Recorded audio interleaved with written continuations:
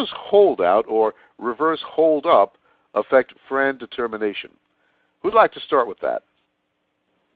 Well, I'm certainly happy. This is Sam. I'll say, I mean, it is something that you will probably hear. I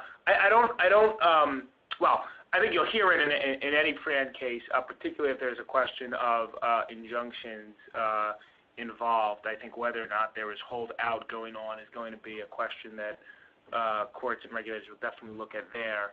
In terms of FRAND valuation, I think the place where, in my experience, it typically comes up is in the comparable license context of determining whether or not a license, you sometimes hear claims that a license before was sort of too low because it was affected by holdout on the part of the licensee. And so I think in the FRAND valuation context, that'd be a place where I've seen that come up.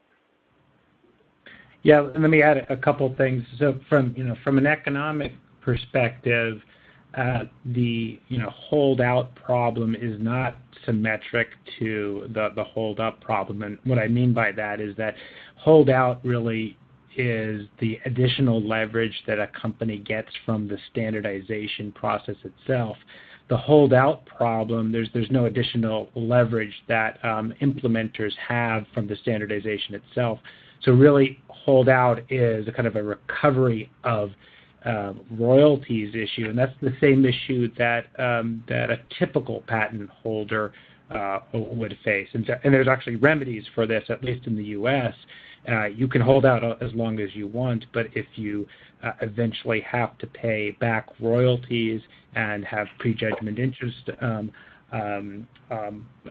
assessed on those back royalties, the whole purpose of that is to make the patent holder whole. So it's not clear, at least in the U.S., what the holdout issue is specifically.